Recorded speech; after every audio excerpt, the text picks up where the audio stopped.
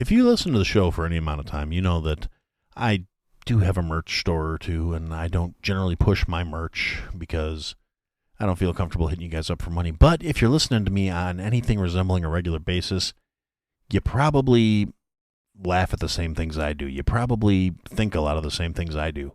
So why don't you go check out horribledesigns.com. They have assorted merchandise with funny comments on it, funny t-shirts, funny mouse pads, funny coffee cups, and then some stuff that maybe not necessarily so funny, but is definitely relevant, whether it's a social opinion, an economic opinion, a stance on, things like veganism or whether or not you need essential oils in your life. So, yeah, anyway, that's my little plug. I have some of their shirts. They're comfortable. They're cool. I like them. HorribleDesigns.com. Go check it out. This episode is brought to you by Kia's first 3-row all-electric SUV, the Kia EV9, with available all-wheel drive and seating for up to 7 adults, with a 0 to 60 speed that thrills you 1 minute, and available reclining lounge seats that unwind you the next. Visit kia.com/EV9 to learn more. Ask your Kia dealer for availability. No system, no matter how advanced, can compensate for all driver error and or driving conditions. Always drive safely. The podcast you are about to listen to contains at least one of the following: strong language, disturbing topics, abusive opinions, generally things that aren't appropriate for little kids or overly sensitive people. So, if any of that stuff's going to get your nose out of joint, this is your chance to turn it off. Welcome to I Had to Say It, the podcast where I talk about things that I feel need talking about, and sometimes they're not getting the attention they deserve. And your feelings, they're not under consideration. Hey everybody, welcome to another episode of I Had to Say It. We're going to start out as we do with the supporter shout out. We're going to say Josh, Jake, B-Word and the Iceman, Jason, Miss Aaron, and our newest supporters, Mike and Tabby of the Gray's Tap Room podcast. So thank you guys for the support. It really means a lot to me. It's one of the things that keeps me going. All right, so with that being said, last week I talked about your passion and how passion plays into your life.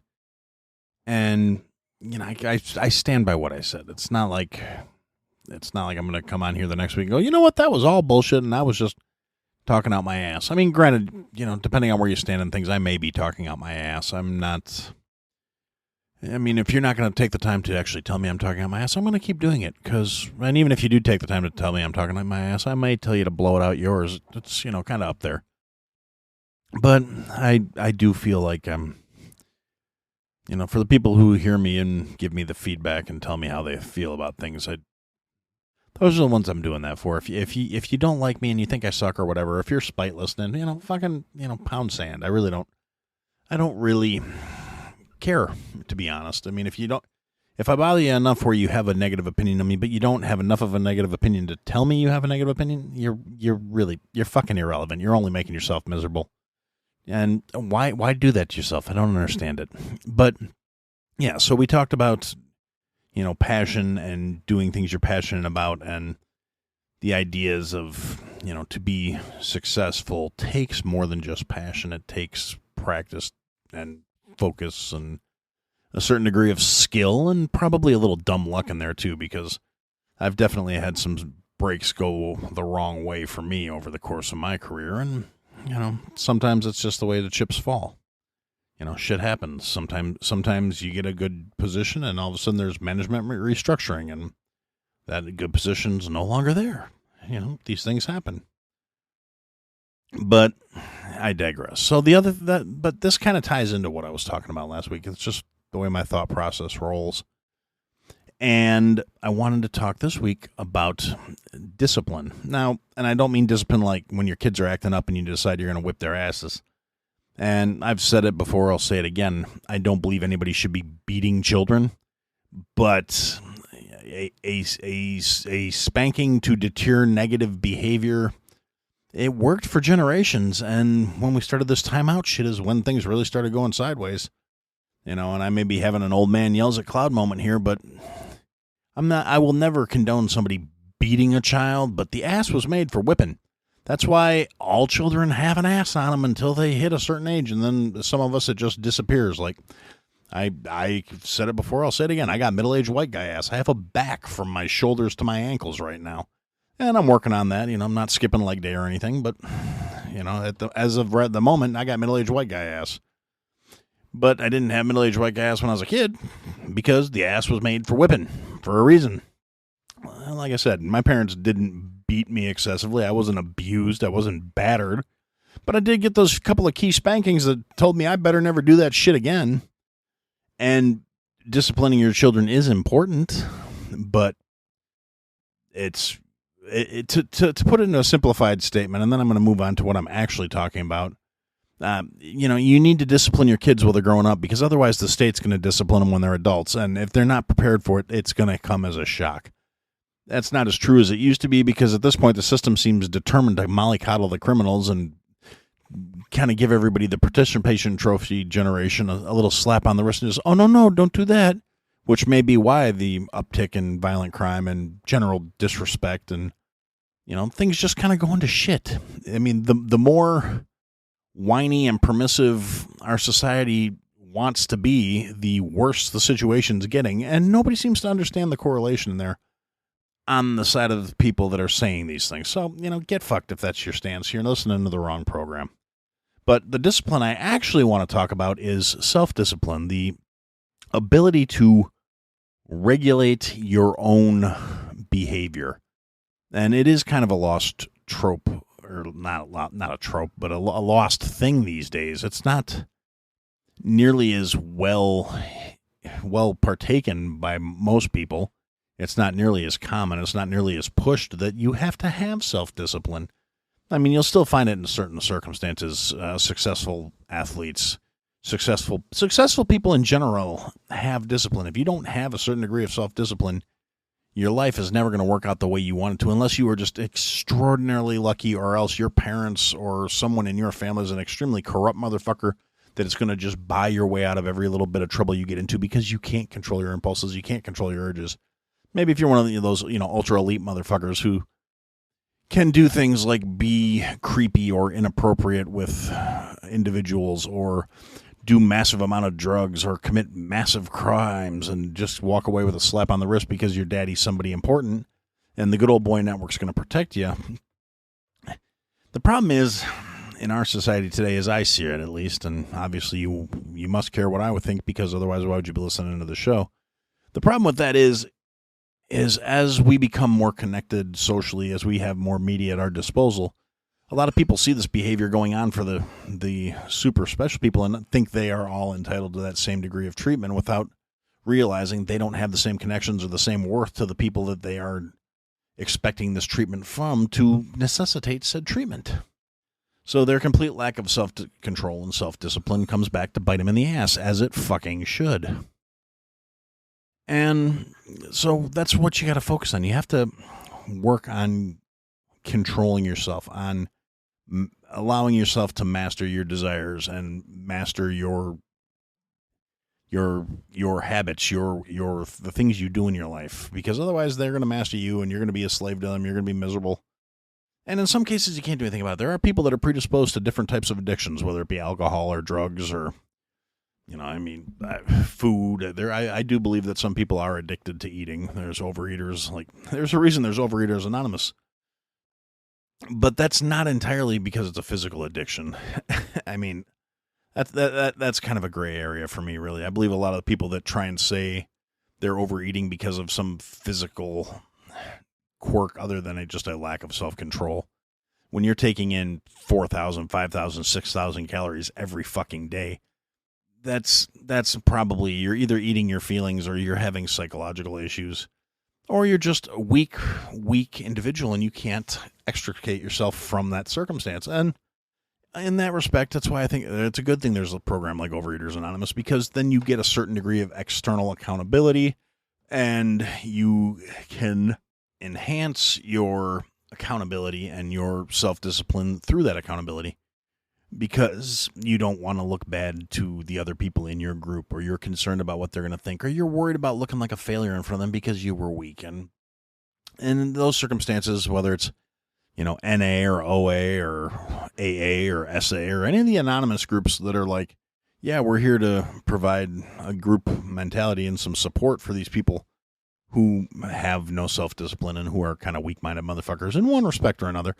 And I'm not saying this in any kind of judgmental way. It's just kind of my summary of things. And I've got no room to talk. I'm not perfect myself. I don't have perfect self-discipline. I mean, in a lot of ways, I practice a lot more self-discipline than people who don't know me would probably believe. And in a lot of ways, I probably have significantly less self-discipline than some people who maybe only know me through this show or general social interaction would believe, because there are certain things where I will admit I have no self-control whatsoever. There are certain things I just can't pass up. I can't, there are certain kinds of pies. It doesn't matter how much I know they're not good for me. It doesn't matter how much I know that I am overweight because of certain things in my life. But I'm never going to turn down a slice of pie. It's just, these days I may have a little more self-discipline. I may have a small piece of pie, but if the pie's there, I'm going to have a fucking piece.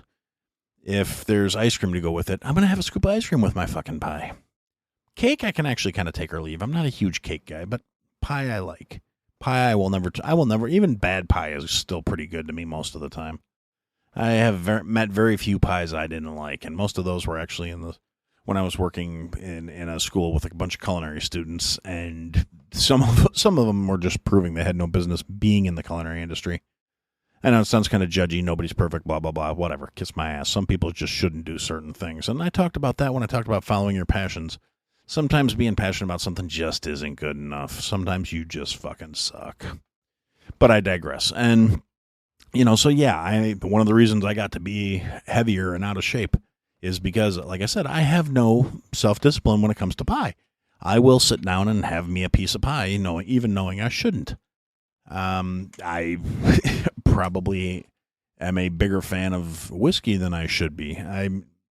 I don't go out and get sloshed, hammered drunk every time, every day. I'm not out drinking all the time. I'm not drinking away my paychecks. I'm not living in the bar. There was a time where I was, but that's an entirely different story. And I didn't have to go completely cold turkey and just wash my hands completely of drinking. Now, I did quit drinking for, I don't know, just like a month and a half. But that was more just to do kind of a hard reset because I realized how bad I was getting. and I would still do it occasionally where I'll go, a couple of weeks without having a drink. But it's still, there's a certain degree of discipline in there. I could have very easily gone the other route and gone like full bore alcoholic, drinking every day, skipping meals because I'd rather drink and things like that. But I didn't.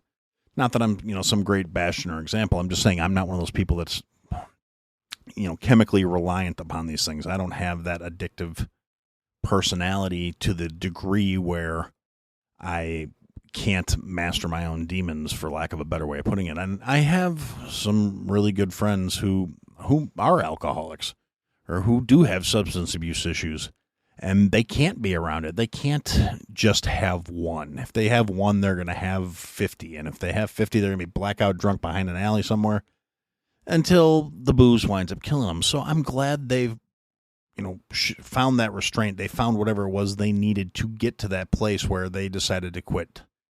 Whether it was cold turkey, lukewarm turkey, however they got to where they are. But they realized they don't have the self-control to just have a drink or to just have just a couple, just one after work just to relax. Because they realize for themselves that's how they don't have the control, so they have the discipline not to put that temptation in their own path. And for the most part, nobody's perfect. A lot of people will relapse, will backslide. They will, particularly the people that are, addicted to drugs. They have a much higher recidivism and relapse rate than most people. Although alcoholics, there's a lot of relapsing in that too. But you find a lot of people that know to maintain that discipline, they have to substitute something else into their addictive personality. And that's another part of having that discipline of being able to control yourself and to put yourself in a position where that's going to be the thing. That's going to be your downfall. That's going to bite you in the ass. So you find something else that you can insert into your life that's going to be your new addiction, whether it's and something that's less physically harmful, something that's not going to break the bank, something that's going to not wind up with you dying while your kids are young. And it could be golf, it could be hiking, it could be jogging. I've got a friend who used to be a rather big boy like myself, and when he decided to quit drinking, he took up running. And now that son of a bitch runs like stupid amounts. And if he doesn't run, he feels off all day. Gets up in the morning, runs like 5 miles before he gets ready for work every morning. And more power to him. I mean, physically, he's probably in the best shape of his life. He's doing pretty well, and not drinking allowed him to get his life back on track. He's a good father. He's a good husband. He's doing pretty well at his job, and it's because he had the discipline to say, this is going to kill me. This is ruining my life. This is ruining my relationship. I'm not strong enough to deal with it on a piecemeal basis, so I am going to remove this temptation from my life. And he's stuck with it, and it's been years. I've got another friend who quit drinking and wound up starting to get, we already had tattoos, but started getting a lot more tattoos, and he is all sleeved up and shit now. Arms, legs, the whole shebang. And still probably better off than he was when we were drinking. So it's about making choices, and that's not something that really gets pushed these days anymore. It's not the popular thing. It's not nearly as common amongst youth today, particularly the ones that were raised in soft, permissive environments where they didn't have to have that discipline in their life. They didn't have to exhibit any kind of focus or fortitude to get what they wanted from life. And I'm not saying it's, super common, but it's common enough where it's a trope where the kids who weren't good enough to succeed in school, whose parents came in and gave the teachers shit because their kids weren't knuckling down, weren't doing their work, weren't being responsible, the ones who were pushing for shit like No Child Left Behind instead of surviving on merit, you wound up dumbing down an entire generation of fucking kids because for the smaller percentage that had that inherent discipline to knuckle down and do the work and a lot of them had involved parents who had some common sense, who said these kids need to develop the skills necessary to get ahead and to be successful in life, and they're not going to do it coasting by doing the bare minimum, and they instilled that discipline in their kids.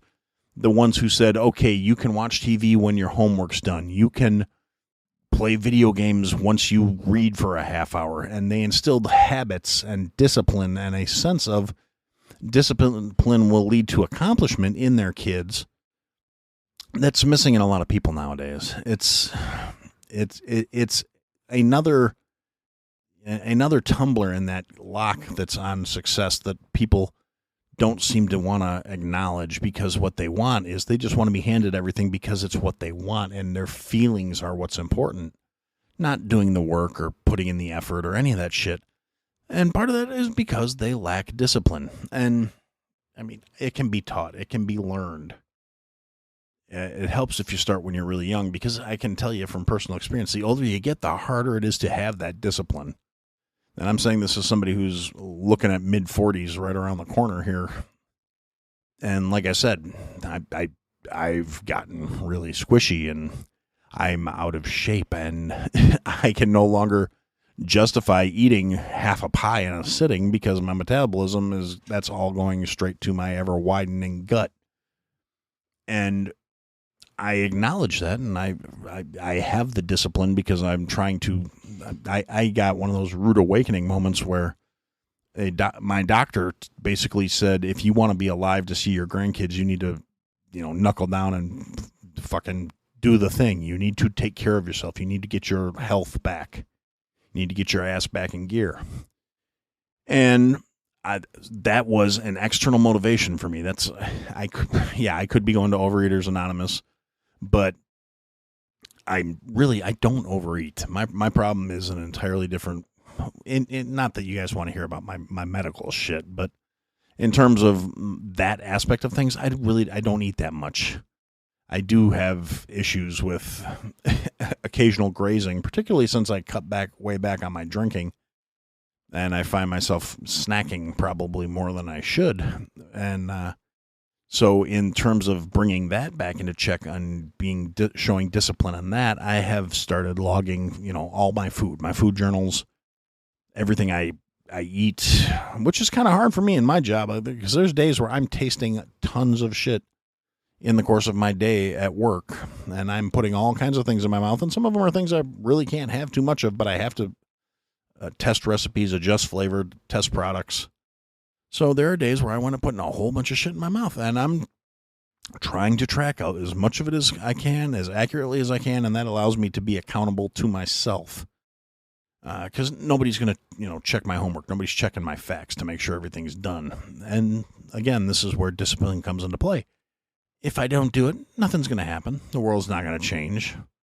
Nobody's going to, slap me on the wrist and tell me I'm doing a bad job. Nobody's going to walk around behind me, playing a tuba.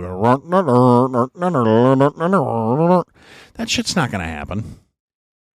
But in the long run, if I want to accomplish my goals, namely losing the weight, getting my health back, it'd be great to get off all the fucking drugs that got me on to keep me in a somewhat healthy state of being right now, because I'm really not a big fan of, pharmaceuticals and better living through pharmaceuticals. And the fact that I have to do that now is an additional tick in the motivation for me, because I don't want to keep doing that to stay alive. I don't want to be sustained through chemistry. I want to get my shit back in order. So healthy, natural functioning will get me back where I need to be. And it's something that I do realize, and I'm working on it. I try to have the discipline. It helps that I got a pretty good accountability buddy in terms of things like going to the gym every day and getting there early enough where I can get in a decent workout on a regular basis and get that workout in, burn the extra calories, get the extra activity going. That's how I start my mornings off most days now. Now, granted, I could be doing better. I generally take the weekends off still, just because I'm at the point where I like to sleep in, and I'm still a night owl in my natural state, and my sleep schedule tends to get a little screwed up between Friday afternoon and Sunday evening, because I have a tendency to stay up later than I should, go to bed later than I should, and then still need to get at least 4 or 5 hours of sleep to be a functional human being. So I wind up sleeping in later than I should too, and I get all out of whack. And that's another thing where I acknowledge the problem. That's the first step. I'm aware of it. I'm aware I lack the discipline to stay on a decent functional schedule where I'm going to bed earlier, getting up at the regular time every day, so my internal clock can function normally. Because my internal clock's pretty well fucked too. I mean, even on the days where I went to bed at 3:30 in the morning because I was playing video games or dicking around with podcast stuff or whatever I happen to be doing at that moment that prevented me from going to sleep, I'm conditioned to wake up at 5 a.m. to get ready to go to the gym, so I still do it. And then I roll over and try and go back to sleep on the weekends, which I never drop right back off, and it's never as good a sleep when I do those things, as opposed to me just going to bed at a reasonable time. So, yeah. I am lacking in discipline in that matter. Now, in a lot of other things, I am notoriously thrifty, and that's as much upbringing as anything else. I like to make sure if I'm going to spend money, I get every dime I can worth out of that money. I am tight. I want to make sure I am getting the best deal I possibly can on anything I purchase. And I don't know how much of that is actually discipline and how much of that is just being a cheap bastard. Depends on who you ask, I think, because I mean, a lot of times I will forego buying things I want because I know I shouldn't. And sometimes, on the other hand, I'll get some random wild hair on my ass and go out and buy something dumb. But usually not so much, and it's always a good deal when I do. But it's still a case of a slip in discipline, and that's okay too, you know? Because honestly, I could sit here and piss and moan about how people are undisciplined and they lack structure and they lack self-restraint and they lack self-control. And I could bitch about all that all the time. But that's a little more pompous than I generally like to be. And it's not that I give a shit about anybody else's way of viewing how I look at things. It's not that I'm overly concerned that other people are going to look at me and go, listen to this pompous ass. He thinks everybody just needs to be self-control 24/7 and da-da-da-da. And I'm not that guy. And like I said, I'm not trying to be that way because I'm overly concerned about anybody else's opinion. It's how I have to be able to look at myself and how I want to think about myself and how I value myself. And I like to think I'm a little more honest and a little more realistic than that, where I could say that's a reasonable expectation from anybody. We're all going to fuck up occasionally. Nobody's perfect all the time. I have moments where I'm one of those people that instantly has buyer's remorse. As soon as I spend money, I'm regretting it. With the exception of things that, you can't help but do. I mean, I'm kind of offended every time I have to fill up my gas tank, but I don't have buyer's remorse about it because I know I'm doing it out of necessity, not out of some sort of frivolity. Most of the time when I'm buying food and groceries and shit, occasionally I splurge and buy some dumb shit that I don't really need. But most of the time, I'm pretty reasonable in my spending when it comes to groceries. But I've never really had buyer's remorse because I bought some particular food item that I'm going to prepare for my wife or my kids or my family or my friends or whatever. Because if I go out and buy something outlandish, it's never just for me. It's never just about me. And maybe that's why I don't have the remorse or the regret. Maybe that's where my discipline doesn't feel like it's flagging because it's not being done with selfish motivation.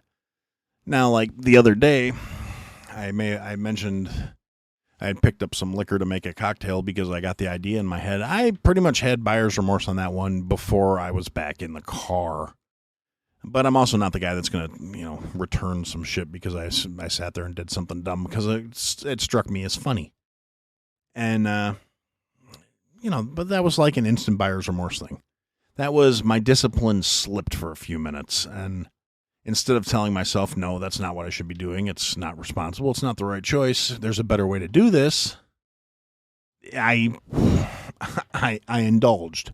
And I regretted it almost instantly. But anyway, that's kind of getting off track here. So I guess the point of this little episode is you need to have some discipline if you really want to get anywhere in life. Nobody's going to come along and just hand you everything you want simply for existing. I mean, I go on and harp on different versions of this over and over again. But that's the long and the short of it, really, is if you don't have the discipline to do the things that need to be done, you're never going to get the results you want. You're just going to be constantly disappointed and miserable and dealing with shitty situation after shitty situation, unless you're one of those rare and few and far between individuals who doesn't matter how the chips fall, they always come out on top. There are some random assholes out there that are just that fucking lucky, and they luck their way into success. They luck their way into happiness, and I don't know how the fuck it happens. I really don't get it. I don't understand it. So I guess if that's how your life works, you really don't need the discipline, and you're probably not listening to me because you don't need anybody shitting on your way of life. And if you're some pampered, spoiled, rich kid, you're probably not listening to me either. But if you are, hey, take Dad's credit card. Go to buy a bunch of shit with my name on it because I'm tired of being broke. And you want a prime example of discipline, there are weeks where, I'm sure it's probably pretty obvious to you guys listening, but it's really hard for me to get in here and actually get an episode out and get things done because I got a bunch of other shit going on in real life. I have, work-related responsibilities. I have family-related obligations. I have other shit. And sometimes it's a slog for me to sit down and do this and sit down and record an episode and then go back through it and clean it up and adjust the audio and make the changes and make the fix. And it's a matter of discipline for me to make sure I get an episode out on time every week. And on the other side of that coin is the other part of it I talked about is being able to manage that, realizing, yes, I have a certain degree of discipline and one episode a week is definitely doable as long as I maintain that self-discipline.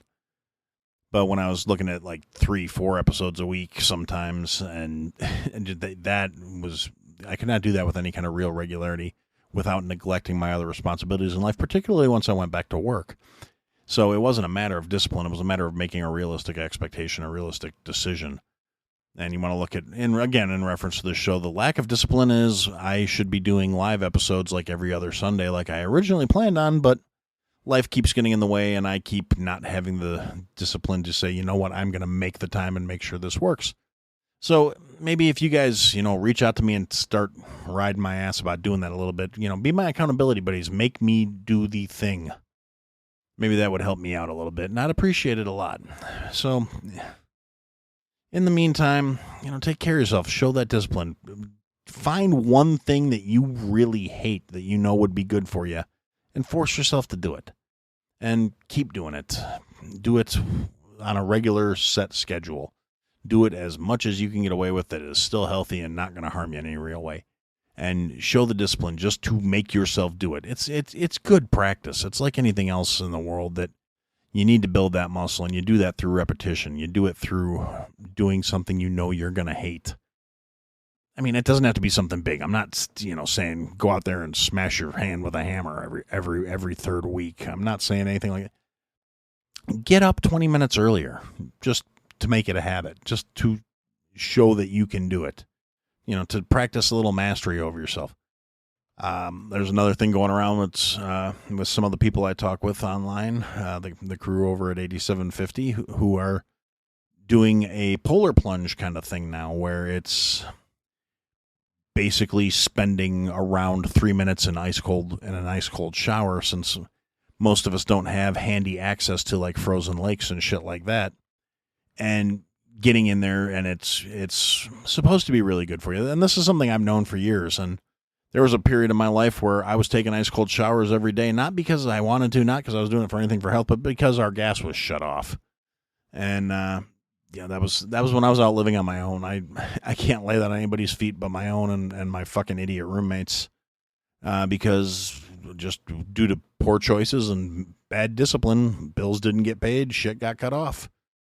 I mean, granted, two of the three of us were unemployed at the time, and it was really hard to stretch my 3/4 time salary to pay all the bills and make sure everybody got paid on a regular basis and still have food in the house.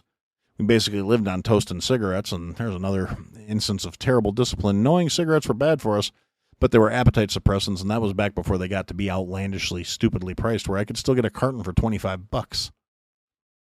And, a carton of cigarettes would stop you from having to have 3 or 4 meals if you did it strategically. And, it's not good. It wasn't healthy. It was a stupid thing. But, that was where we were at that point. But yeah, that's kind of my thing that I was thinking about this week is how many people would have their lives vastly improved with just the addition of a small amount of discipline, the addition of just that little tiny tweak of doing something you don't want to do and forcing yourself to do it so you realize you can do it, so you develop that habit and that mental fortitude and that discipline mindset, and then you can start applying it to bigger things, to bigger problems. Because it's just like going to the gym. You start out lifting little weights, and then as those little weights become lighter, you start lifting bigger weights. And you build that muscle, and you get better, and you can do these things. So that's, kind of my call out for this week. Do something you don't want to do. Something little, something simple. Something that's going to benefit you in some way, so there is actually some ROI on this. When you're trying to build this mentality, you need to see that there is a purpose behind it other than just doing it for the sake of fucking doing it. So, figure out something that's going to work for you. I mean, like I said, I'm doing this, ice plunge challenge deal shit. And I got to be honest, when I did the first one, I haven't done this shit in a long time. I've always been more of a cool shower individual, but I haven't gone full on just no hot water, balls out cold. And that will wake you up in the morning. You don't need a cup of coffee when you start your day out with an ice plunge. Now, granted, it doesn't last all day. It does wear off. But, there's studies out there that show if you don't drink your coffee immediately when you get up in the morning, you wait like an hour and a half before you have that first cup of coffee, you don't have that crash nearly the same way. And it kind of goes the same way with the endorphin dump of doing the ice bucket challenge. Like ice cold at 5 o'clock in the morning, I didn't even start drinking my coffee till like 11:30. So it makes for a different approach. But that, again, that's just me too. But find something you don't like and do it. But something you don't like that's actually going to benefit you, not something that you don't like that's just something dumb and you don't like it. And for now, that's what I had to say. Thanks for listening to another episode, guys. If you liked what you heard, leave a comment, leave a review, leave a rating. Go to ihadtosayitpodcast.com, sign up for the mailing list, interact with the show. Click the links, sign up for the Patreon, join the Discord. Come and interact, be a part of the show. Buy the merch, support your favorite creator. Or support me. Anyway, thanks for listening, guys. Till next time.